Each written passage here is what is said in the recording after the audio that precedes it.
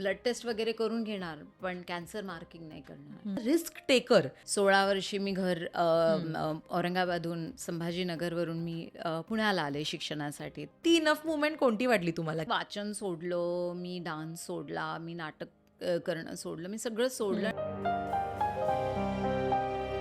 मी बघितलं होतं ना, लहानपणापासून त्यांना खूप खडतर आयुष्य दोघांनी काढलं. तुम्हा कलाकारांच्या तर एअरपोर्ट लुकची सुद्धा चर्चा होते. आय कांट इमॅजिन हे किती सगळं स्ट्रेसफुल असेल. जवळजवळ 1.5 लाख रुपये लागतात तुम्हाला एका लुक कॅरी करायला. इट्स अनफॉर्च्युनेट की आपण सोशल मीडियाच्या आयुष्यात राहतो, जिथे लाईक आणि सबस्क्राईब आणि याच्यावरच आयुष्य चालतं लोकांचं. बापरे, हे माझ्या बाबतीत बोलू शकतात? Sacred Games actor. तर मला असं वाटतं खूप आणखीन कामं केलेली आहेत. नमस्कार. नमस्कार. एकतर खूप छान दिसताय तुम्ही, कमाल दिसताय. आणि I just love your confidence, तुमची ब्रॉड स्माईल. याआधी आपण भेटलोय, म्हटलं वाव, एखादा ना माणसाला बघून पॉझिटिव्ह वाईब्स येतात and you are one of them. Tell me what's up, काय चाललंय मॅम? ऑल गुड, मस्त चाललंय आयुष्य. विवाह कलेक्शन बाय PNG ज्वेलर्स. आपण मगाशी तुमच्या लुक्स बद्दल बोलत होतो. मी इंस्टाग्राम बघितलं तेव्हा प्रत्येक इव्हेंट वाईज एक वेगळा प्रयोग आहे लुक्स मध्ये. आणि आत्ताही तुम्ही इतकं छान कॅरी करताय. या सगळ्याचं कधी प्रेशर येतं मॅम तुम्हाला की मला feel good? No but honestly it's a pressure for me. कारण मी खूप कमी करते हे. या वेळेस केलं because you know everyone was like you have to do this. आणि चांगली लोक एकत्र आली. माय स्टायलिस्ट अभिनव, मुक्तल पुष्टिट, my producer, my makeup person ज्यांनी माझा बाप्याचा मेकअप केला होता, ते म्हणाले की तुला आता मला सुंदर बनवायचं, तुला असा ग्लॅमराइज्ड लुक पाहिजे. मी म्हटलं चला दादा करा. So all are team only came on board because त्यांना माहिती होतं ते की okay we have to be there. आणि मी जे मगाशी तुमच्या भूमिकांचा उल्लेख केला ना, रिस्क टेकर, तुम्ही जेन्युअनली तशाच आहात का की असं आवडतं काहीतरी, मी मला चॅलेंज करते यार, चल करूयात, असं असतं? हा अप्रोच आहे? पण रिस्क टेकर तर आपण सगळेच असतो तसं बघितलं तर.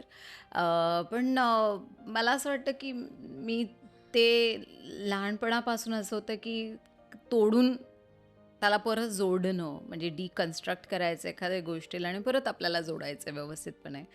तसं चालूच असतं. म्हणजे 16 वर्षी मी औरंगाबादहून, संभाजीनगरवरून मी पुण्याला आले शिक्षणासाठी. तर ते एका प्रकारची रिस्कच होती. मी जर आणखीन मागे गेले तर मी जुडो खेळायचे, एकटी मी टुर्नामेंटला जायचे, कारण आई म्हणाली आम्ही कोणी येऊ शकणार नाही. मी म्हटलं नाही, मला तर जायचं आहे. एक प्रकारची रिस्कच होती. त्याच्यानंतर मी 26 वर्षामध्ये मी डिसाईड केलं की नाही, I don't want to continue जे मी काय करते कॉर्पोरेट नोकरी टाईप. आणि ते सोडून मी मुंबईमध्ये येणं आणि मग इथे एक नवीन परत प्रवास सुरू करायचा, जो एक सेटल आयुष्य होतं तिकडे पुण्यामध्ये, ती पण एक रिस्कच होती. त्यामुळे मला असं वाटतं की हे असं चालूच राहणं, इनफॅक्ट त्याच्यामध्ये थ्रिल आहे. कारण तुम्ही जेव्हा आपण एका प्रोटोकॉलमध्ये जेव्हा राहतो ना की ओके तुम्ही आता हे करायला पाहिजे, मग हे करायला पाहिजे, मग त्याच्यानंतर लग्न करा, मुलं व्हा, मग तुमचं आयुष्य सेटल आहे. मला असं वाटतं की माझ्यासाठी सेटल आयुष्य is basically a happiness. If I am happy, I think I am content. पण I want to constantly challenge myself. I love to की ज्याच्यामध्ये मला असं वाटतं की काहीतरी केल्याचं जे एक सुख असतं ना, भलेही ते एक कॅरेक्टर करण्यामध्ये, एखादा एक चांगला सिनेमा किंवा सिरीज करण्यामध्ये, किंवा सोशल वर्कमध्ये, माझ्या खेडेगावामध्ये मी जेव्हा कामाला जाते त्याच्यामध्ये, तर ते सुख न आपण कुठेच नाही मिळणार ते. म्हणजे so I think he journey आयुष्याची जर्नी खूप सुंदर आहे. आणि मला ना ती खूप मजा करून, काहीतरी चांगलं काम करून किंवा चांगलं काहीतरी लोकांना देऊन, अशी जगायची आहे. आणि ना आत्ता तुम्ही मॅम खूप आउटस्पोकन अपियर होता सगळ्यांसमोर, पण मला जरा थोडा मागे जाऊन हा प्रश्न विचारायला आवडेल की ती स्मॉल टाउन अपब्रिंगिंग असते. तुम्ही म्हणाला छत्रपती संभाजी नगरमधला तुमचा जन्म आहे, तुम्ही तिथून इथे आलात, ती जपली आहे थोडीशी अपब्रिंगिंग अजून तुम्ही तुमच्यामध्ये? हो, अगदी. मला वाटतं की शहर आपल्या हातून एवढं जात जात नाही. नाही. शहर राहतं, बालपण राहतं. ज्या खेडेगावामध्ये तुम्ही तुमचे सगळे उन्हाळे पावसाळे काढलेले आहेत, ते सगळे राहतात, ती लोकं राहतात आणि ती राहायला पाहिजे. म्हणूनच मी आज माझं काय, मी ॲडव्हर्टायझिंग करत होते, ते झाल्यानंतर मी ॲक्टिंग करायला आले. मी तरी परत वळले ना गावाकडे. मी आज गावामध्ये जास्त वेळ याच्यासाठीच घालवते, कारण मला वाटतं की आपण आपले मूळ कधीही न विसरायला पाहिजे. बाप्या चित्रपटातली तुम्ही साकारत असलेली भूमिका मी म्हणेन गटचे डिसिजन आहे हा, किंवा आजवरच्या तुमचं आपण सेक्सी दुर्गाबद्दल बोलूया, किंवा वेगवेगळ्या भूमिका ज्या तुम्ही केल्या ना, तो डिसिजन घ्यायला करेज लागतं, नो मॅटर वॉट. मला सांगा, जेव्हा बाप्या चित्रपटातली भूमिका तुमच्या वाट्याला आली की ती एक स्त्री आहे आणि तिचं जेंडर चेंज करून ती एक पुरुष बनते, खरं तर ना हे अजूनसुद्धा सोसायटी एक्सेप्ट नाही करत. जेन्युअनली आपण कितीही पुढारलं असू तेव्हा हा एक्सेप्टन्स अजून आला नाही आहे. एक माइंडसेट असतो की ह्या प्रकारची भूमिका करावी नाही करावी, किंवा मे बी त्याचे काय पडसाद उमटतील, राईट? ह्या सगळ्या गोष्टी मी एवढा विचार केला. मला सांगा, तुम्ही विचार केला होता 1% तरी यातला? नाही, खूप विचार केला होता. ऑफकोर्स खूप विचार केला होता, कारण माझ्यासाठी खूप महत्त्वाचा सब्जेक्ट आहे हा पण मला. आणि त्याच्यामध्ये मग तो कसा सादर करणार आहे, मग ते कशा पद्धतीने. त्यामुळे मला वाटतं की समीर तिवारी आमचे जे डिरेक्टर आहेत आणि आमचे प्रोड्युसर आहे मुक्तल, सर्वात पहिले तर हे होतं की ते how sensitive these people are, आणि ते अप्रतिम दोघंही आहेत. त्यामुळे सर्वात पहिले असं वाटलं की चला, माणसं चांगली आहेत, देर इज अ हार्ट, की त्यांना काहीतरी चांगलं करायचं, त्यांचे का करायचं आहे पासून जे कॉन्व्हर्सेशन सुरू झालं की तुम्ही का करताय, का तुम्ही लिहिलं, कशामुळे तुम्हाला हे सुचलं. कारण माझ्यासाठी हे खूप इम्पॉर्टंट सब्जेक्ट आहे, कारण माझे सगळे मित्रमैत्रिणी त्या याच्या स्पेसमधले आहेत, कम्युनिटीच्या याच्यात आहे. कशिश फिल्म फेस्टिवलचा मी एक भाग आहे, आणि बऱ्याच वर्षांपासून मी LGBTQI+ कम्युनिटीसाठी काम करते. आणि मी असं एक कम्युनिटी म्हणून म्हणत नाही, माझ्यासाठी हे नॉर्मलाइज आहे, आणि माझ्यासाठी ती एक फॅमिली आहे. त्यामुळे I am part of that rainbow thing. त्यामुळे मला खूप इम्पॉर्टंट होतं की हे कसं करणार आहात. खूप प्रश्न होते, पण आय एम ग्लॅड की समीरने, आमचे डिरेक्टरने, त्याला म्हणजे प्रत्येक वेळेस साथ दिली. प्रत्येक गोष्टीवर आम्ही खूप सारी चर्चा केली. आम्ही लोकांना इन्व्हॉल्व केलं, आम्ही ट्रान्समेनला इन्व्हॉल्व केलं, आम्ही बऱ्याच लोकांशी ते याच्याबद्दल बोललो. आणि खरं सांगू, एकाने आम्हाला असं सांगितलं ना की ती जेव्हा स्टोरी मी त्याला सांगितली, तर म्हणाला की मला ना अशी स्टोरी हवी आहे माझी, की ज्याच्यामध्ये हाऊ फॅमिली एक्सेप्ट्स यू. म्हणजे हे लोकांपर्यंत पोहोचणं का महत्त्वाचं आहे माहिती आहे का, की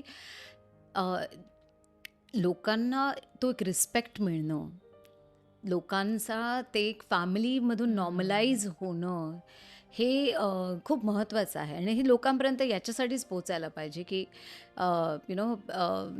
it's okay if someone wants to change their gender, because it's their life, it's their body, their decision, it's their choice. So काही नजरा असतात ज्या आहेत, आपला समाज आहे, समाजामध्ये प्रत्येक गोष्टी आहेत आणि प्रत्येक पद्धतीचे लोक आहेत. त्यामुळे काही नजरा आहेत त्या तुम्हाला वेगळ्या पद्धतीने बघतील, पण त्या कशा बदलायच्या, ते कसं नॉर्मलाइज करायचं त्या लोकांसाठी सुद्धा. कारण कसं ना की आपल्याकडे एज्युकेशन सिस्टममध्ये किंवा सोसायटीच्या याच्यामध्ये अवेअरनेस नाही आहे आणखीनही बऱ्याच गोष्टींचा. त्यामुळे असं नाही आहे की हे आत्ताच लोक हे झालेलं आहे, हे वर्षानुवर्ष पिढीपासून चालत आलेलं आहे. फक्त काय होतं ना की लोकांचं एक्सेप्टन्स खूप कमी आहे, आणि तो एक टॅबू बनवून ठेवलेला आहे अनफॉर्च्युनेटली. आणि त्यामुळे लोक भीतात. आणि कितीतरी असे लोक आहेत जे लग्न करतात आणि नंतर म्हणजे त्याच्यातून जातात, पण बरोबर, they are still under the closet. Closet या का क्लॉझेटमध्ये राहतात? कारण समाज आणखीनही ॲक्सेप्टन्समध्ये आलेला नाही आहे ना.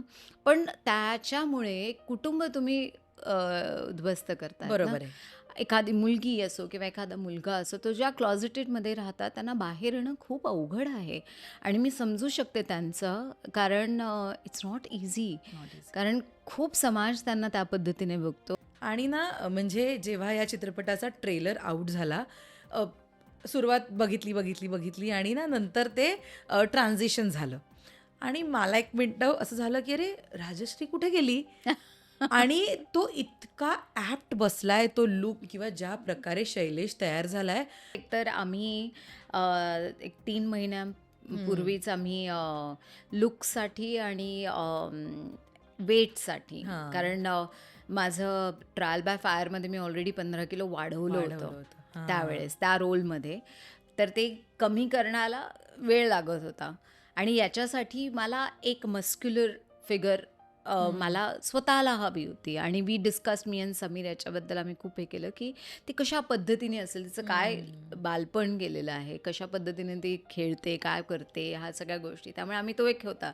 त्यामुळे मी 1-2 महिने एक ट्रेनर आहेत प्रदीप भाटिया म्हणून, he is a wonderful trainer. तर त्यांच्याकडे गेले आणि आम्ही म्हणलं आमच्याकडे 2 महिने आहेत शूटसाठी, वी हॅव टू प्रिपेअर. मग तेव्हापासून अगदी प्रॉपर डाएट रिजीम करून आणि एक 2-2 तास आम्ही वर्कआउट करून आम्ही तो एक अचीव करण्याचा प्रयत्न केला की ज्याच्यामध्ये तो एक, कारण ट्रान्झिशन नंतरची जो शैलेश आहे, I wanted that body language to be there. आणि एक स्ट्रक्चर. आणि आमचे जे मेकअप दादा आहे, सुभाष दादा आणि पूनम हेअर, तर आम्ही जवळजवळ 1 महिनाभर आम्ही रोज वेगवेगळ्या पद्धतीचे लुक ट्राय करत होतो. कारण कसा ती माणूस होईल Correct. का, आणि काय होतं बेसिकली जेव्हा तुम्ही टेस्टोस्टेरॉन थ्रू जातात किंवा इंजेक्शन्स आणि हार्मोनल चेंजेस होतात, त्यावेळेस बराच बदल होतो तुमच्या ह्याच्यामध्ये. तुमचे केसांचं स्ट्रक्चरपासून, स्किन स्ट्रक्चरपासून, तुम्हाला तुमचा आवाज, सगळ्या गोष्टींमध्ये फरक पडतो.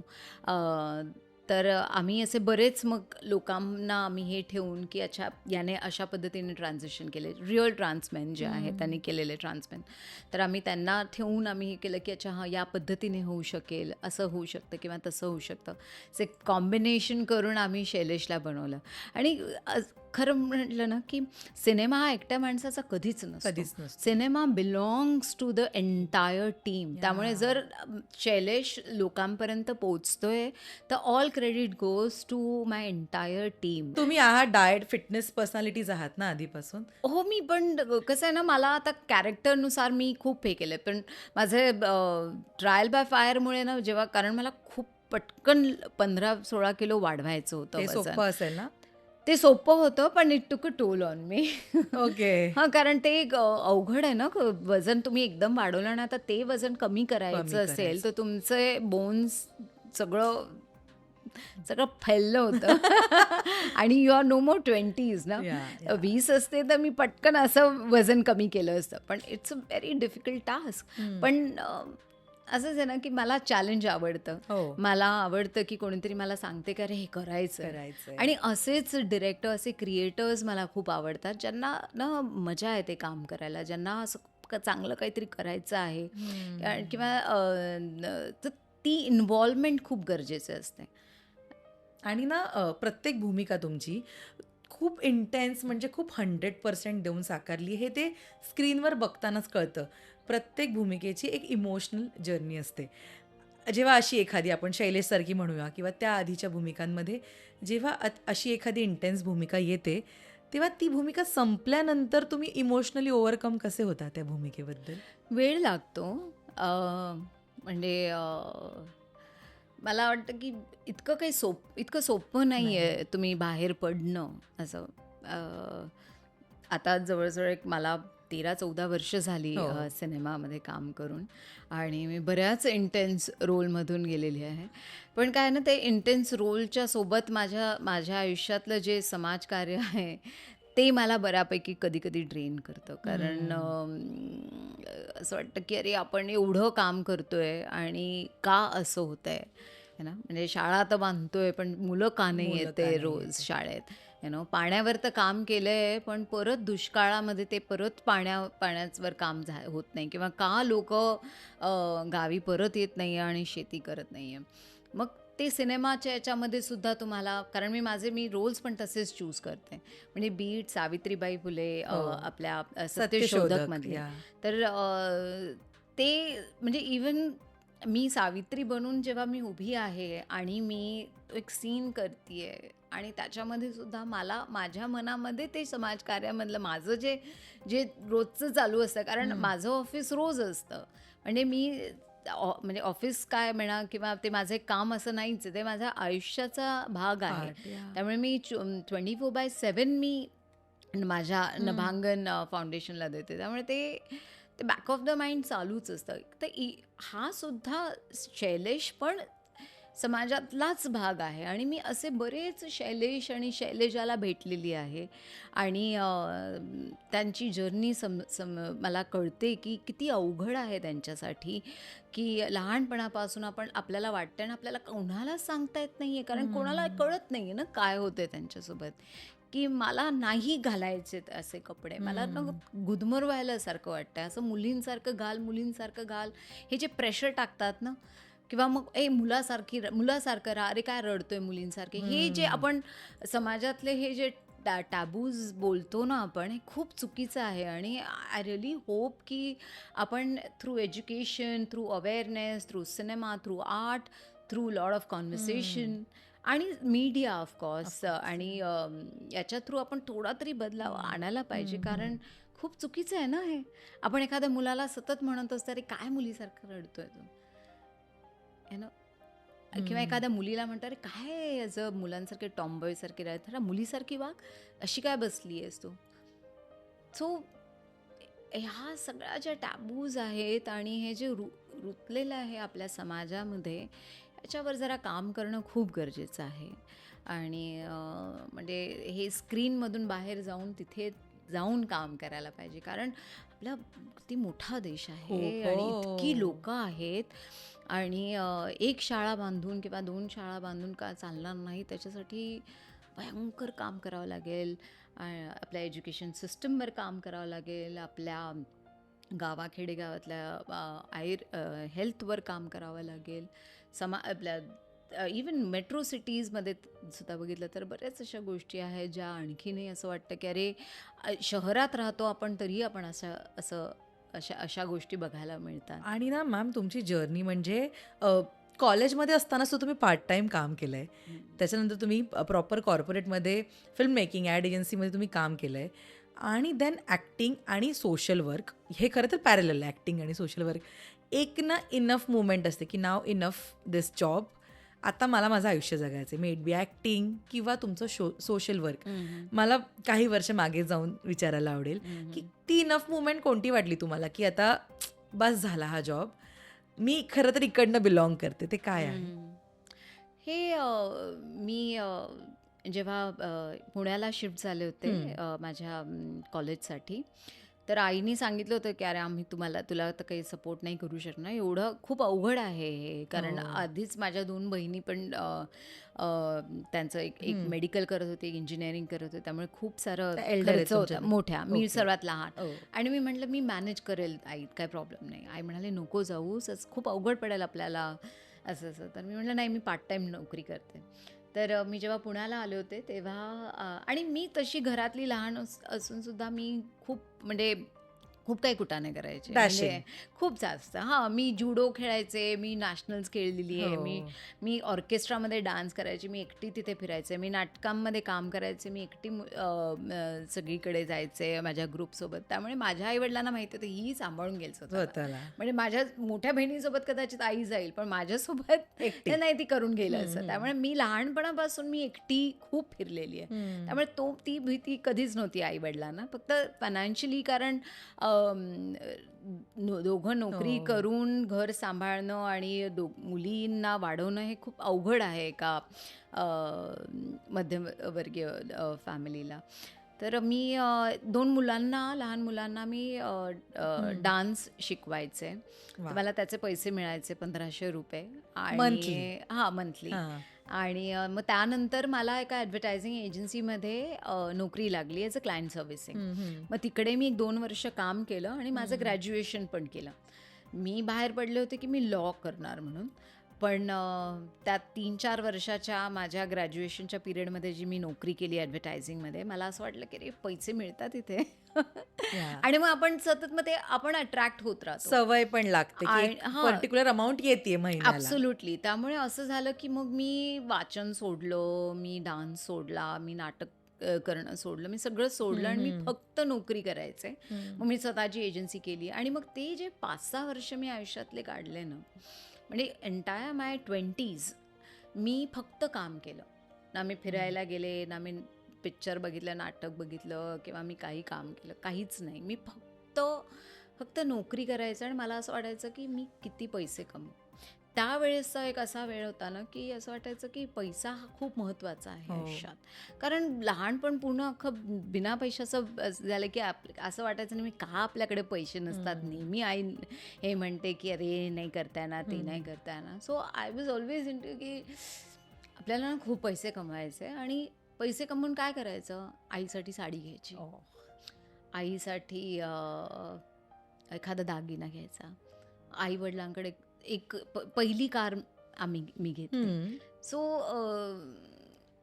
ते एक ध्येय होतं त्यावेळेस की आई वडिलांसाठी जेवढं होईल तेवढं करेन. कारण आपण मी बघितलं होतं ना लहानपणापासून त्यांना खूप म्हणजे खडतर आयुष्य दोघांनी काढलं आणि त्यांचं इवन आमच्या पहिले सुद्धा आयुष्य खूपच हे होतं, अवघड होतं.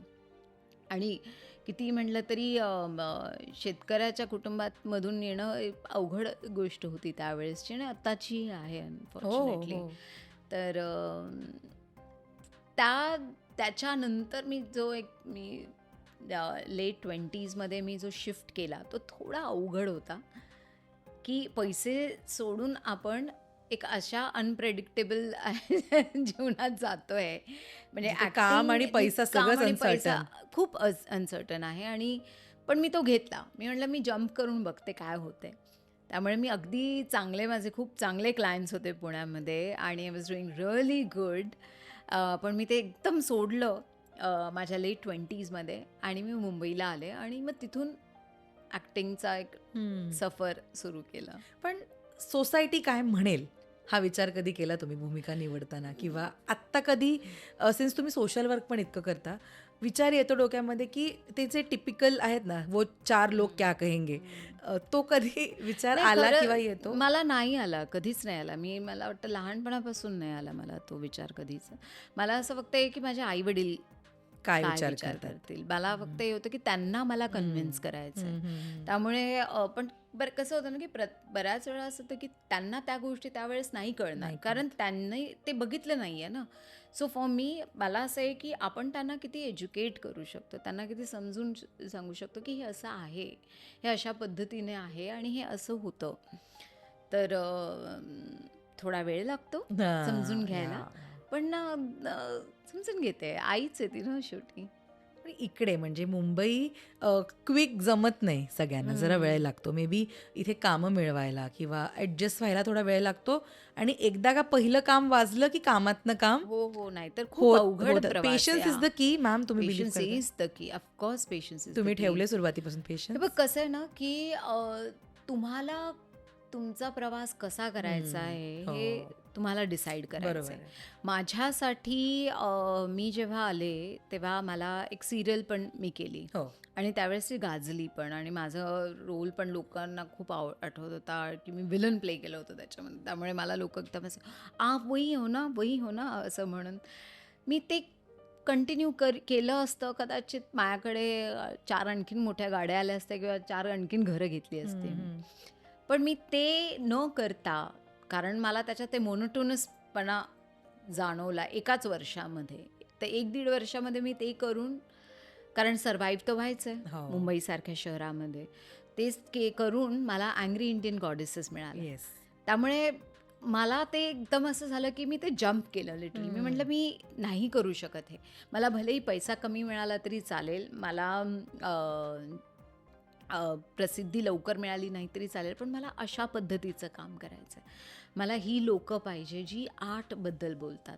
मला या लोकांबरोबर राहायचं जिथून मी 4 गोष्टी आणखीन शिकू शकते. तिथून सुरुवात झाली माझी. आणि त्यानंतर जेव्हा आपण आपल्या आजूबाजूला असे लोक येतात की जे तुम्हाला आयुष्य शिकवतात, तुम्हाला ते आर्ट कल्चर शिकवतात, तर तुम्ही तसं घडायला सुरुवात होता. आणि तसंच मग तुम्ही विचार करतात की म्हणता की अरे हा वेग चांगला आहे. आणि मग त्याच्यामध्ये मग तुम्ही आता फायनान्शियल कसं मॅनेज करणार, मग तुम्ही तुमचं प्लॅनिंग करायला पाहिजे. म्हणजे मी आज प्रत्येक नवीन आर्टिस्ट जो ज्याला एक आर्ट फॉर्ममध्ये यायचं, मी म्हणते की तुम्ही डिसाईड करा की तुम्हाला कशी तुमची जर्नी असेल. Correct. म्हणजे Graph तुम्हाला काय आहे? तुम्हाला कसं पाहिजे. कारण तुम्हाला जर खूप पैसे कमवायचे असेल तर या पद्धतीने नका जाऊ. की हा जे येईल ते हां, करावं लागेल हां. मग. तुम्ही जर मिनिमलिस्टिक राहू शकता, बिकॉज माझ्यासाठी I am a very minimalistic. हे मी आता भाड्याचे कपडे आहेत. त्यामुळे हे आमच्या producer is very kind. Collaboration हा परफेक्ट वर्ड आहे आता. हा वर्ड आहे. त्यामुळे ते म्हणाले की आता बस झालं Rajshri, you have to wear some cool. But you carrying it so gracefully. Otherwise I am a very very normal person. आणि मला त्या पंजाबी ड्रेसमध्ये किंवा माझ्या आईच्या साड्यांमध्ये म्हणजे मोस्ट ऑफ माय हे काय म्हणतात त्याला फिल्म फेस्टिवल्स, मी सगळीकडे माझ्या आईच्या साड्या घातल्या, कारण ती एक ऊब मला नेहमी आवडते. त्यामुळे म्हणजे मला आणखीन आठवतं की मी रोम फिल्म फेस्टिवलमध्ये होते आणि मोनिका बेलुची होती तिथे. आणि हेडलाईन आली होती, मी नऊवारीमध्ये होते आईच्या, आणि तिचा फोटो होता. ते म्हणाले द बेस्ट ड्रेस्ड म्हणून. वा. आई गं. Yeah, I know. So I feel की again back to the actor space, की तुम्हाला डिसाईड करायचं की तुमची जर्नी कशी काय असेल. आहे? मी डिसाईड केलं की आय एम अ मिनिमलिस्टिक. मी फायनान्शियल स्पेसेसमध्ये असं बघते की मला जर प्रोजेक्ट नाही आवडला तर खूप कितीही पैसे द्यावे तरी माझ्यासाठी ते काय हे महत्त्वाचं नाही आहे. माझं महत्त्वाचं आहे, मग मी शाळा बांधेल, मला ते जे रेग्युलर काम आहे त्याच्यामध्ये मी जास्त वेळ हे करेल दॅन स्पेंडिंग अननेसेसरी टाईम. कारण खूप अवघड पडतं गं. तुम्ही जर एखादा चुकीचा प्रोजेक्ट केला ना आणि त्याच्यामध्ये असं सरपच्ची होते की अरे बाबा मी काय करते, खूप अवघड पडतं. मग ते कितीही पैसे देऊ. आणि मला असं वाटतं की प्रत्येक दिवस मोलाचा आहे आपला. खरंय. तो कशासाठी आणि कोणासाठी घालवायचा डिसाईड करायला पाहिजे. आणि माझ्या डॉक्टरनी सांगितलं हॅपी हॉर्मोन्स. Happy त्यामुळे मी hormones. फक्त हॅपी Yeah. हॉर्मोन्स पीपललाच भेटते. करेक्ट. खूप. आणि हे खूप इम्पॉर्टंट आहे आत्ता, कारण हा. इतकं आजूबाजूला कॉम्पिटिशन आहे. तुम्हा कलाकारांच्या तर एअरपोर्ट लुकची सुद्धा चर्चा होते. हो, I I can't know. Imagine हे किती सगळं खूप स्ट्रेसफुल असेल. ॲब्सोल्युटली. मी एक पोस्ट केली होती आणि ती खूप बरीच व्हायरल झाली होती अबाउट दीज लुक्स. हां. जवळजवळ एक 1.5 लाख रुपये लागतात तुम्हाला एका लुक कॅरी करायला ऑलमोस्ट. कारण ते तुम्ही कपडे तर घालताच आहात, मग त्याच्यामध्ये hair, makeup, photoshoot, ornaments. Studio, jewellery, मग त्याला PR, मग तो प्रमोट कोण करणार, ते काय होणार, जवळजवळ एवढा. आणि हे कंपल्शन होऊन जातं लोकांना. बरोबर. हे चुकीचं आहे. कारण याची हे नाही आहे की तुम्ही कपडे घालून तुम्हाला काम मिळतं. It's very wrong tendency. कपडे घालून तुम्हाला काय चांगले फोटोज मिळतील, 4 आणखीन लाईक्स जास्त वाढतील, बाकी काही नाही. हे महत्त्वाचं एवढं नाही आहे.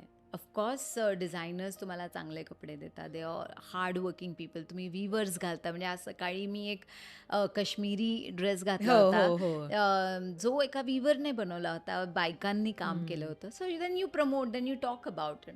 कधी काही वेगळे ब्रँड्स मिळतात, कधी नाही मिळत. पण आय फील की ते कंपल्शन कुठेही नसावं की तुम्ही हे केलं तर हे मिळतं.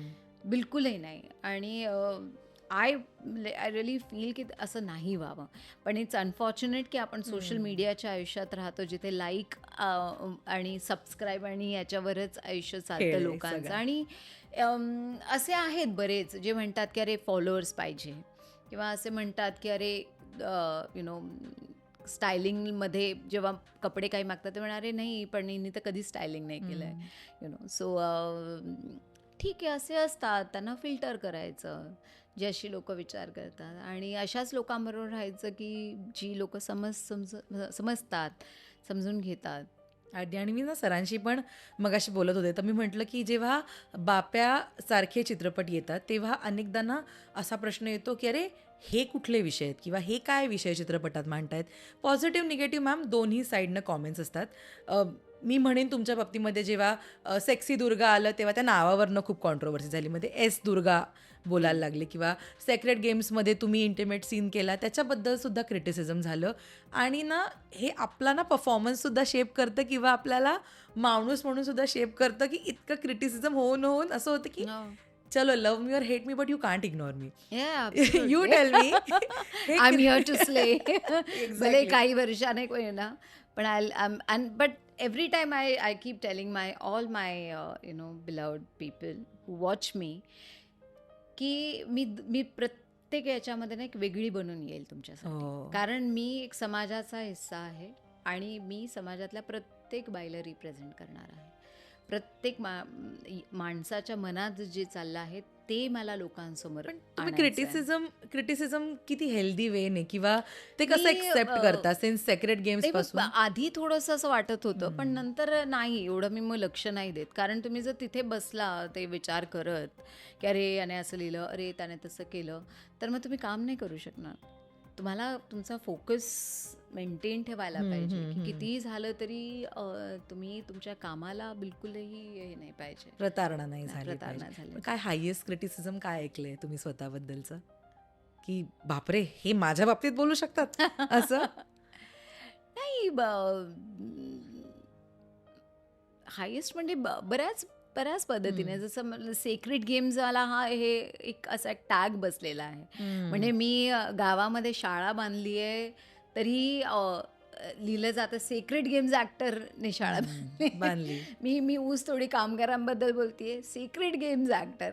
तर मला असं वाटतं खूप आणखीन कामं केलेली आहेत मी. म्हणजे ट्रायल बाय फायर सारख्या एका इम्पॉर्टंट सिरीजचा भाग आहे मी, ज्याच्यासाठी मला त्या वर्षाचे सगळे अवॉर्ड Awards मिळाले होते. आणि एवढं त्याच्याबद्दल बोलणं गेलं आणि इतका इम्पॉर्टंट सब्जेक्ट पण आहे तो उपहार सिनेमा हॉल केसवाला. पण तरीही तो एक असताना की मीडिया मला असं वाटतं तिथेच आहे अनफॉर्च्युनेटली, की ती सुद्धा लोकांपर्यंत पोहोचण्यासाठी माझं तेच नाव सेक्रेट घेते. Games correct. तर हां, मला वाटतं की I think let's just talk about other stuff which is there. Wow. आणि आता हां. बाप्याबद्दल मला वाटतं की लोकांनी लिहावं लिहावं खरंच, कारण आत्ता तर चित्रपट बघतील प्रेक्षक 15 तारखेपासून, पण जे काही असेट्स बाहेर आलेत ना त्याच्यावर ना खूप प्रॉमिसिंग भूमिका आणि खूप प्रॉमिसिंग स्टोरी, की हे असं मराठी इंडस्ट्रीमध्ये बघितलं नाहीये. बऱ्याच जेन्युअनली लोकांनी मला ओळखलंही नाहीये. मी मी मी सरांना मगाशी तेच म्हणाले, गिरीश सरांना, जसं आपण म्हटलं बाप्याबद्दल की मला ट्रेलर थोडासा परत मागे येऊन बघावं लागला की अरे राजश्री कुठे, अच्छा ओके. तर ना ते इतकं ग्रेसफुली तुम्ही कॅरी केलंय त्या चित्रपटामध्ये किंवा ते इतका सुंदर तो लुक बनलाय. पण अगेन एक प्रयोग असतो, कुठलीही भूमिका आपण म्हणूया, सगळं सोपं नसतं, सगळंच कठीण नसतं. मला सांगा बाप्याबद्दलची मोस्ट डिफिकल्ट गोष्ट किंवा सगळ्यात चॅलेंजिंग पार्ट आणि इझिएस्ट टास्क काय वाटला तुम्हाला? चॅलेंजिंग तर मोस्टली सगळंच होतं माझ्यासाठी, पण हे ऑफकोर्स जवळजवळ 2-2.5 तास लागायचा मला लुक करायला. लुक तयार करायला. तर आम्ही म्हणजे लोकांचं जर 8 वाजताचं कॉल टाईम असायचं तर माझा कॉल टाईम 6 वाजताचा असायचा. ओके. त्यामुळे ते 2 तास मी मेकअप आणि हेअर, कारण विग होता. कारण आता आम्ही लिनियर अशी हे नाही केली आहे ना, त्यामुळे ते कधी लहानपण असायचं, कधी मोठं, मग कधी मोकळे केस, मग कधी बांधून, मग एखादा सीन तिकडे असा शूट केला. तर बऱ्यापैकी आम्ही केलं, पण कधी कधी असे 2-2 व्हायचे. त्यामुळे मला ते काढा आणि मग परत घाला. आणि परत दाढी मिशा होत्या मला, त्यामुळे ते इथे लागायचं. आणि परत मला मी तो एक वेगळ्या पद्धतीचा एक स्ट्रिपवाला ब्रा हे केला होता आम्ही, ज्याच्यामुळे ते कंटिन्युअस पूर्ण बांधून ठेवायचो आम्ही, ज्याच्यामुळे तो एक लुक मेंटेन व्हावा याच्यासाठी. वजन तर मी कमी केलंच होतं, पण एक चेस्टला पण थोडंसं पुश करून आम्ही हे केलं होतं, just to make it look more even for my posture. तर तो एक 2-2.5 तास थोडासा मला असं व्हायचं की पण मला ना आवडतं. मला असं वाटतं की हा जो प्रवास आहे याच्यामध्ये त्रास व्हायचा, दुखायचं, पण ही process to be an actor and to achieve something that short, ते मला खूप मजा येते. मला असं वाटतं की मी कितपत अगदी असं करू की कोणी ओळखूच नाही मला. कितपत मी बिहेवियर वाईज मी किती कॅरी करू. आता आम्ही जेव्हा लुक टेस्ट करायचो, आम्ही इथे बाजूला ॲपलचं शोरूम आहे. तर आम्ही एकदा लुक टेस्ट केलं ना, आम्ही असं म्हणलं की चला जाऊन येऊया, वॉक करून येऊया. ते बाहेर गेले मी ते पानटपरीवर उभी राहिले. नंतर तिकडे गेले. तिकडे मी एकाला ओळखते त्या ॲपल स्टोअरमध्ये. त्याने मला नाही ओळखलं. वाव. त्याच्यानंतर कॉम्प्लिमेंट. फुल काही बिलकुल नाही ओळखलं. त्याच्यानंतर आम्ही स्टारबक्समध्ये गेलो. तिथे आम्ही कॉफी पिली. कोणालाही कळलं नाही वा. की मी पुरुष आहे की मी बाई आहे म्हणून. कारण मी पूर्ण अख्ख्या त्या पुरुषाच्या ह्याच्यामध्ये गेले होते. सो आय थिंक जेव्हा काम चांगलं होतं ना, तेव्हा कुठलेही असं दुखणे बिखणे त्याला काही मान्य नाही होत. Vivaha Collection by P&G Jewelers. जेव्हा म्हणजे आता तुम्ही काही महिन्यांपूर्वी म्हणूया ब्रेस्ट कॅन्सरबद्दल सांगितलं सोशल मीडियावर, आणि सोशल मीडियावर तुम्ही ज्या पॉझिटिव्ह वेने लिहिलं होतं ना, एक स्त्री म्हणून मला ते इतकं आय ओपनर होतं की आपण काय छोट्या छोट्या गोष्टीच्या कंप्लेंट करत बसतो, किंवा हे नाही आहे ते नाही आहे. जेन्युनली एक इन्स्पायरिंग असतं ना मला. आणि मी बघितलं आहे तशा खूप माझ्या ओळखीतली लोक या स्टेज थ्रू गेलेली. म्हटलं वाव, हा कुठून येतो पॉझिटिव्ह अप्रोच. मॅम, तुम्ही असं म्हणालात की दुखणं खुपणं होत राहतं, पण त्या भूमिकेला अगेन तुम्हाला काय सॅटिस्फॅक्शन मिळतं ते महत्त्वाचं. मला सांगा, हा पॉझिटिव्ह अप्रोच कुठून येतो? ओ गॉड, माझ्या डोळ्यात आता पण पाणी येते बोलताना. तुमच्याकडे हा एवढा पॉझिटिव्ह अप्रोच कसा आला आहे? आणि डिरेक्टली ट्रेलर लॉन्चला जेव्हा तुम्ही दिसलात, the way you carried yourself, ती साडी आणि त्याच्यानंतर तुम्ही ते फोटो टाकले, आय वॉज लाईक वाव. कशाबद्दल कंप्लेंट करायचे आपण, जे इतकं सुंदर पद्धतीने आयुष्य जगता येते? टेल मी, तुमचा काय अप्रोच असतो? नाही, मला वाटतं की जसं म्हटलं ना की आपण काय कंप्लेंट करायचं, कितीतरी जगामध्ये चाललंय, आपल्या जगात चाललंय, आजूबाजूच्या कंट्रीजमध्ये काय चाललंय. त्यामुळे खूप काही गोष्टी चालल्या आहेत. त्याच्यामध्ये आपण याबद्दल बोलणं हे इम्पॉर्टंट तर होतंच. कारण मला याबद्दल सांगायचं होतं लोकांना की तुम्ही टेस्ट करा, तुम्ही मॅमोसोनो करत जा, तुम्ही रुटीन चेकअप करत जा वेगळ्या पद्धतीचे. कारण आपण बऱ्याच वेळा निग्लेक्ट करतो, आणि बायका तर जास्त निग्लेक्ट करतात, ते आहेच आहे. तर म्हणजे बाकी ब्लड टेस्ट वगैरे करून घेणार, पण कॅन्सर मार्किंग नाही करणार, सोनोग्राफी नाही करणार. भीती आणि दुर्लक्ष असंच. नाही केलं ना मी. ओ पॉझिटिव्ह, बी पॉझिटिव्ह, सी पॉझिटिव्ह, हे सगळं केलं ना मी. ब्लड घ्यायला आले होते ते झालं. त्यामुळे ते तिथेच बसले. तुला माहिती आहे, बाहेरच्या देशांमध्ये प्रत्येक वर्षी कंपल्सरी त्यांना ते स्क्रीनिंग करावं करावंच लागतं. लागतं. हे कंपल्शन आहे हे प्रत्येक मनुष्याला. आपल्या इथे जर तुम्ही कॉर्पोरेट जर माणूस असाल तर तुम्हाला कदाचित त्या पॅकेजमध्ये येईल, तर तुम्ही करून घ्या. जर ते तुमच्या पॅकेजमध्ये नाही आहे, आणि जर तुमचा हेल्थ इन्शुरन्सचा तुमचा काही स्पेस नाही आहे, तर ते तुम्ही नाही करणार. तुम्ही जर एज्युकेशन स्पेसमधून गेलेला असाल, अवेअर असाल, तर तुम्ही कदाचित कराल. पण कितीतरी असे एज्युकेटेड लोक मला माहिती आहे, त्यांनी नाही केलेले आहेत. कारण हेच कर लेंगे ना, हमें तो कुछ नहीं होगा. म्हणजे हे जे आहे ना की मी तर हेल्दी आहे, सगळंच ठीक आहे, मी तर वर्कआउट पण करते, मी एवढी पळते, मी एवढी स्विम करते, पण तरीही चेकअप नाही करत लोक. ते त्यामुळेच की त्यांना वाटतं की मी तर सगळं ठीक आहे ना.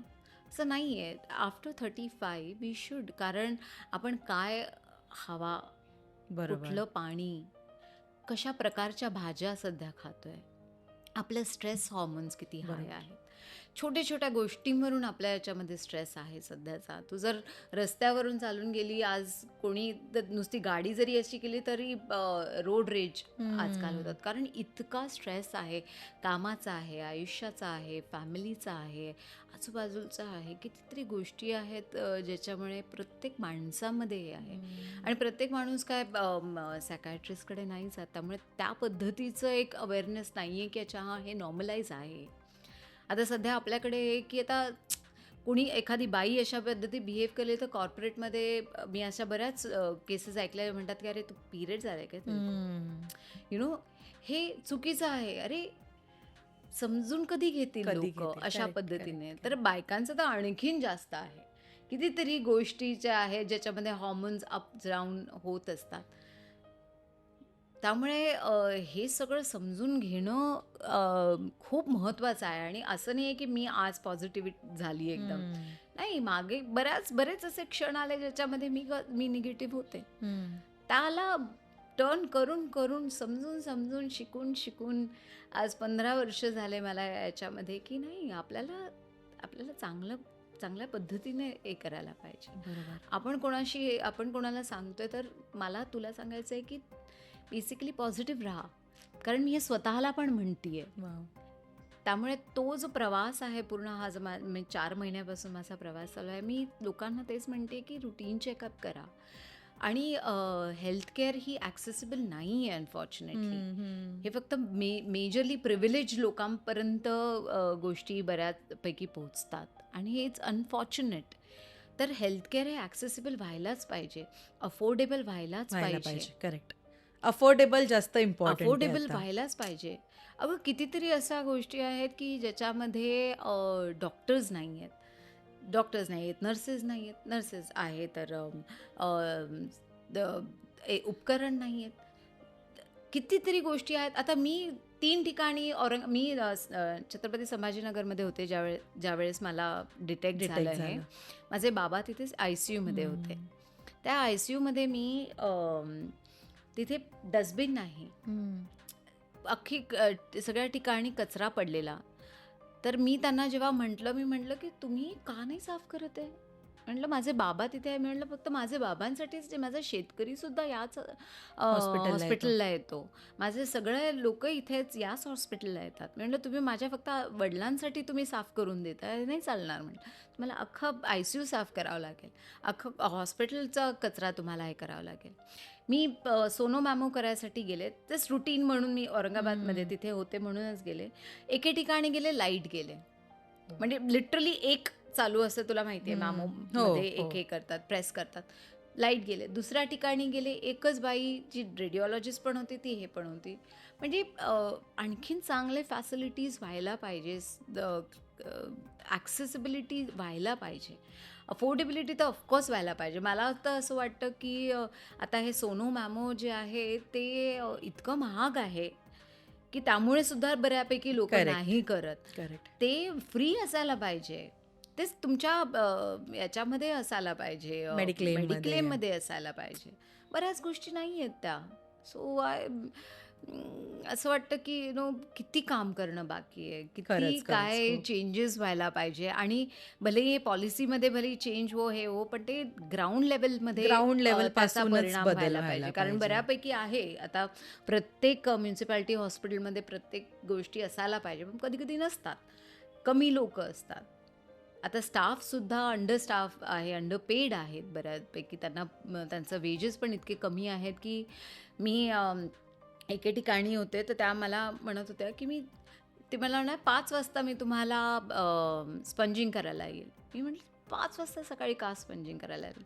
तर ती मला सांगत होती की ताई मी 3 वाजता माझ्या पहिल्या पेशंटला उठवते, कारण 25 लोकांना मला स्पंजिंग करायचं असतं. माझी 7 वाजताची शिफ्ट, 7 वाजता मला घरी जायचं असतं.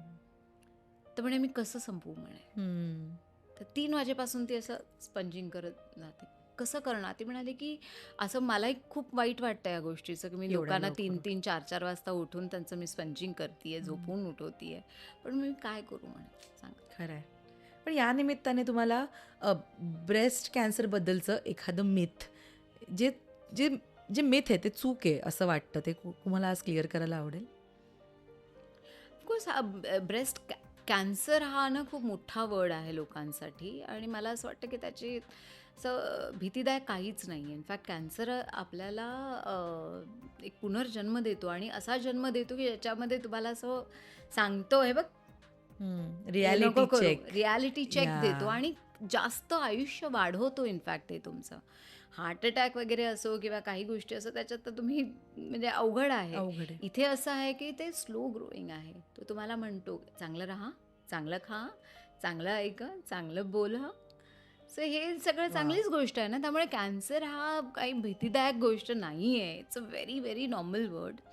आणि बस हाच एक मिथ आहे मला वाटतं खरं की आणि लोकांनी त्या त्याला खूप शब्दाचीच भीती हो वाटते. लोकांना तेच ना अरे म्हणजे हम्म. लोक असं मेसेज करताना असं त्यांना वाटतं अरे काय झालं हिला म्हणलं नाही नॉर्मल नॉर्मल आहे आहे. कितीतरी बायका त्यामुळे काय होतं ना की असं जी भीती आहे ना त्यामुळे लोक पुढे येत नाहीत बोलायला. सांगत नाहीत लोक त्यामुळे हे नॉर्मलाइज केलं तर लोक सांगतील जसं आता आपण सिनेमा बनवलाय ना बाप्या हो. त्याच्यामध्ये सुद्धा नॉर्मलाइज केलं ना तर आणखीन शैलेजा आणि बोलायला समोर पुढे येतील येतील. आणि म्हणतील की मला शैलेश व्हायचंय वा. मला ह्या पद्धतीची एक जर्नी पाहिजे आयुष्याची येस आणि मी तुम्हाला जेन्युइनली सांगते तुमचा पॉझिटिव्ह अप्रोच किंवा प्रमोशन मधली ती एनर्जी खरंच कौतुकास्पद आहे. मी स्वतः खूप एक्सायटेड आहे बाप्या हा चित्रपट बघायला. थँक्यू खूप प्रेम तुम्हाला, खूप खूप जास्त प्रेम, कॉन्फिडन्स आणि like all success to you.